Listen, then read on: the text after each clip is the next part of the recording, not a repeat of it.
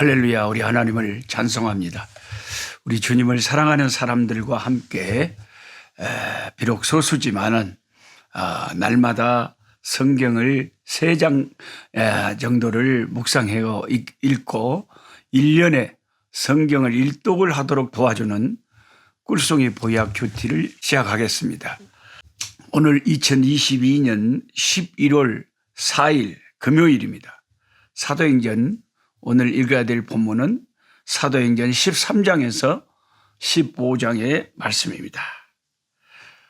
제가 선교사라서 그런지 사도행전 13장에 최초로 물론 예수님이 최초로 하늘에서 이 땅에 오신 것이 최초의 선교사죠.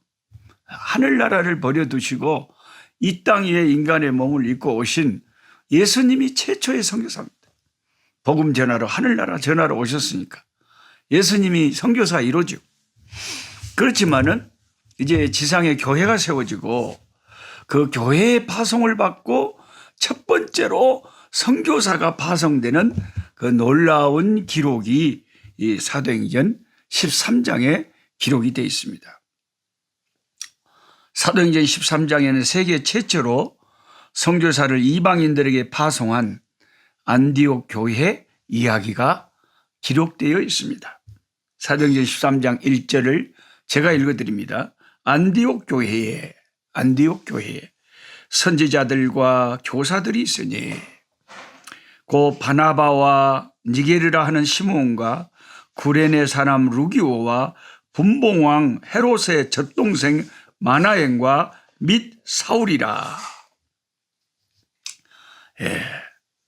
참 이 지도자급의 이런 분들의 이름이 언급되고 있습니다. 저는 이렇게 작고 가난하고 이렇게 힘든 개척교회를 많이 하고 또 아프리카에 와서도 작은 교회들 우리 형제들을 이렇게 옆에서 돕고 그런 사역을 해서 그런지 이렇게 안디옥 교회처럼 좋은 지도자들이 많고 아주 교회가 짱짱하고 선교사를 파송할 정도고 이런 좀 힘 있는 교회를 보면 정말 부러워요. 부러워. 이런 교회 목사님은 참 좋겠다. 저는 장로님들하고 당회 한번 해보는 게 소원인데 뭐 그런 걸 해본 적이 있어요. 제가 뭐 총회를 참가해 본 적이 있습니까? 총대가 돼 본 적이 있습니까? 뭐 장로님이 계셔서 같이 장로님하고 당회를 해본 적이 있습니다. 그러니까 이제 이런 안디옥 교회 같이 이렇게 멋진 교회를 보면 참 부럽죠. 너무 귀한 교회죠. 5명의 선지자들과 교사들의 이름이 소개되고 있습니다. 5명의 이름을 한 사람씩 거론한 걸 보면 안디옥 교회에는 말씀을 잘 가르치는 지도자, 선지자, 교사가 5명이나 있었다는 것을 강조하려는 의도로 볼 수 있습니다. 이처럼 안디옥 교회는 말씀이 충만한, 그러니까 말씀을 가르치는 성경 교사들이 지도자들이 5명이나 탁월한 사도 바울 같은 그런 분들 급이 5명이나 있었으니까 얼마나 말씀 충만한 교회였겠습니까? 보내는 교회가 첫 번째 모습은 보내는 교회가 되려면 말씀이 살아있고 말씀의 은혜가 넘치는 그 말씀의 은혜 받으면 다 선교하게 돼 있거든요. 말씀이 충만한 교회라는. 5명의 이 지도자들 이름 안에는 다양한 정보가 들어있습니다. 유대인, 흑인, 구레네 사람, 그리고 왕족 다 다양합니다. 어떻게 이들은 이처럼 전혀 다른 배경의 사람들이었지만 교회를 하나로 이끌고 나갈 수 있었을까요? 어느 신학자는 말하기를 사도행전은 사랑이라는 단어가 안 나온다고 하는데 그 이유는 사랑은 그들의 당연한 상식이었기 때문이라는 것입니다. 당연한 상식, 그리스도인 사랑. 5 지도자가 서로 사랑했다는 말은 나오지 않지만 우리는 그들이 서로 겸손하게 협력하며 사랑으로 목회를 했음을 쉽게 확신할 수 있습니다. 안디옥 교회는 말씀과 더불어 사랑이 넘치는 교회였습니다. 안디옥 교회 지도자들은 5명의 배경이 다 달랐지만 공통적인 것이 딱 한 가지 있었는데 모두 고향을 떠나온 타향살이 객들이었다는 거죠. 한마디로 이민자들. 이민자들이었다. 안디옥 교회가 왜 이처럼 세계 역사를 바꾸는 교회가 되었는지 그 이유를 우리가 생각해 봐야 돼요. 그들은 떠난 자들의 교회였고 떠남의 아픔을 가지고 있는 디아스포라, 흩어진 유대인들의 교회였습니다. 이처럼 조화로운 안디옥 교회에 이제 선교의 역사가 시작되는 거죠. 저도 이제 안식년 때 이렇게 미국에 있는 한인교회, 흩어져 있는 디아스포라 한인교회 이렇게 다녀보면 진짜 이런 선교사보다 더 힘드신 종들이 이민교회 목회하는 목사님들. 나 진짜 고생하십디다. 그러니까 한국을 떠나서 외국에 와서 이민한 사람들이 보통 사람들에 비해서 다 나름대로 똑똑한 게 조국을 떠나서 외국에 가서 살라고 나왔겠죠. 그런 사람들이 다양한 똑똑한 사람들이 다양하게 모여있는 이민교회를 섬기는 담임 목사님들은요. 선교사님들보다 훨씬 더 진짜 고생하시고 수고하시고 훌륭하신 인격을 가지신 그런 분들이 그걸 견디고 참아내고 그런 교회를 섬긴다는 것이 너무 귀한 거예요. 혹시 지금 유튜브로 저와 같이 성경 공부하시는 분 가운데 한국에서 말고 한국을 떠나서 일본이나 미국이나 두바이나 태국이나 다른 나라에서 한인교회를 섬기면서 오늘 이 말씀 공부에 동참하고 있는 분들이 계시다면 여러분이 출석하고 섬기는 교회의 담임 목사님을 참 귀하게 여기고 정말 위해서 기도 많이 해드리고 정말 잘 섬겨드려야 됩니다. 너무 귀한 분들. 사도행전 13장 2절에 3절을 보면 주를 섬겨 금식할 때에 성령이 이르시되 내가 불러 시키는 일을 위하여 바나바와 사울을 따로 세워라 하시니 이에 금식하며 기도하고 2사람에게 안수하여 보내니라. 아니 그 핵심적인 그 교회 기둥 2를 뽑아가지고 지도자들 뽑아서 선교사로 복음 전하러 너그 교회에서 기도하고 너그 교회에서 후원하고 그 보내라는 거예요. 참 성령의 놀라운 음성이 들렸습니다. 기도하고 금식할 때 그들은 이 성령의 음성에 순종해서 금식하고 바나바와 사울을 따로 세워 선교사로 파송을 합니다. 이는 인류 최초의 지상교회가 파송하는 공식적인 선교사 파송이었죠. 안디옥 교회는 말씀의 교회, 사랑의 교회, 기도의 교회였는데 이런 교회를 통해서 하나님은 최초로 세계의 선교사들을 보내게 하신 것입니다. 그들은 기둥 같은 교회의 지도자들을 선교사로 과감하게 보냈고 그 결과는 엄청난 이방 선교의 열매를 거두게 됩니다. 좋은 교회, 좋은 선교사들이 뭉쳐서 아름다운 하늘나라의 영혼 구원의 복음의 열매를 거두었던 것입니다. 저는 얼마 전 한국을 방문할 기회를 얻었을 때 강주에 양림동이라고 있습니다. 호남신학교가 있고요. 거기에 또 저를 후원해 주시는 장로교 합동축교회 양림교회가 있습니다. 거기에는 양림교회가 막 2교회, 3교회 이름이 동일한 이름이 있는데 다 역사가 깊은 조금 교단은 다른데 그런 양림교회가 있어요. 거기서 저도 제 중학교 때 역사를 가르치시고 나중에 목사님이 되셔서 지금 양림교회 담임하고 계시는 그 목사님이 내가 중학교 때 제자라고 매달 교회를 통해서 선교 지원을 해주고 있습니다.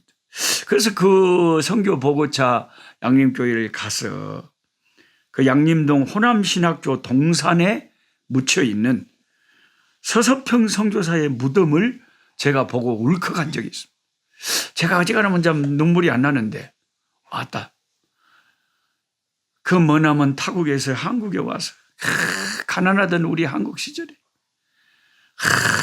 그 가난한 시절에 결핵 환자와 나환자들과 그 가난과 배고픔에 풍토병과 시달리던 그 옛날 한국에 와서 청춘을 바치고 생명을 바치고 복음 전하고 그러시다가 그 한국의 그 강주 호남신학교 동산에 조그맣게 묻혀있는 그 선교사님들의 무덤을 보니까 같은 선교사로서 주여, 나도 아프리카의 한 조그만 곳에 죽음을 묻혀갖고 아프리카에 자라나는 믿음의 청년들에게 나도 선교사가 되어서 다른 나라에 가서 이렇게 묻혀야 되겠다 하는 그런 도전을 줄 수 있는 사람이 되었으면 좋겠다 하는 생각을 했던 것입니다. 저는 그 서서평 선교사님이 너무 존경스러웠습니다. 그 무덤 앞에서 그녀의 비석을 붙들고 참 눈물을 흘렸습니다. 그녀의 죽음의 원인은 놀랍게도 만성 영양실조, 풍토병. 선교사 생활비로 받았던 월급은 자신의 몸 하나 지켜내기에 전혀 부족함이 없는 금액이었는데도, 그럼에도 그녀가 영양실조로 죽었다는 소식은 선교사들뿐만 아니라 당시의 강주 지역을 놀라게 만들었다고 합니다. 더군다나 그녀가 남긴 재산이라고는 자신의 몸을 가릴 담요 한 쪽, 노동자의 일주일 품삯에 지나지 않은 칠전과 깡냉이 가루 2홉이 전부였다고 합니다.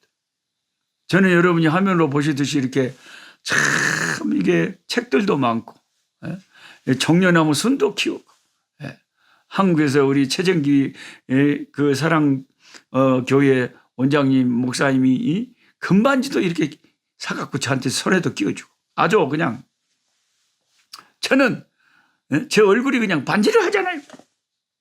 그만큼 요즘 시대에 하나님을 선교사로 섬기는 우리들하고 한 100년 전에 그 고생하면서 그냥 못 먹어가면서 고생했던 그런 종들하고는 하나님 앞에 섰을 때 비교가 안 되겠죠.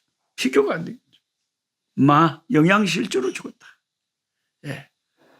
요새 우리 선교사들은 이거 뭔 영양실조예요. 잘 먹은다게요.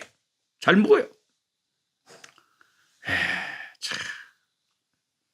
오늘 또 어떤 한국의 권사님이 우리 스승 목사님하고 고기 사 먹으라고 30만 원 보내줬어요. 그러니까 요즘 선교사들은요, 옛날 고생하시던 선교사님들하고 비하면 하나님 앞에 가서 무슨 상을 받겠어. 세상에서 다 받아.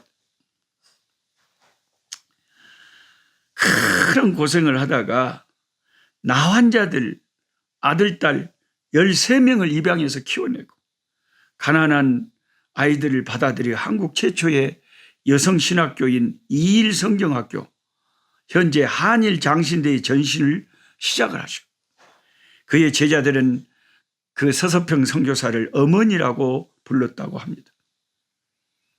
그녀가 죽었을 때 당시의 언론들은 그녀의 죽음을 대서특별하여 작은 예수라며 그의 삶을 집중적으로 조명했다고 합니다. 동아일보 1934년 6월 29일자 사설, 이건 그대로 역사에 남아 있습니다.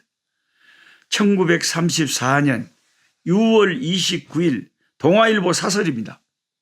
위대한 인류의 서서평시 영전에, 이런 사설 제목으로 이 신문 사설에 이 선교사님의 죽음이 올라온 거죠.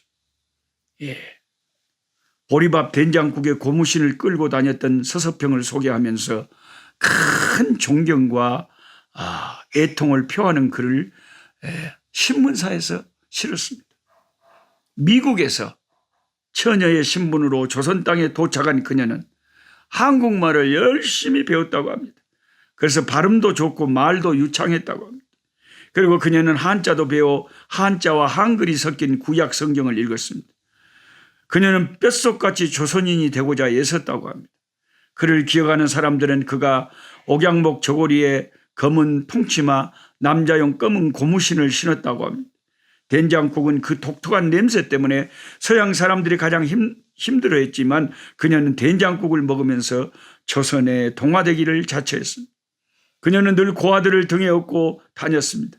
당시에는 한국의 고아 병든 자를 양육하기 위해 미국에서 들어와 결혼하지 않고 살아간 처녀 선교사들이 강주 양림동 선교사 초원에 살고 있었는데 서서평 선교사님을 비롯해서 소피아 여학교 교장이었던 플로렌스, 도슨, 맥퀸, 프리처드 등이 그런 분들입니다.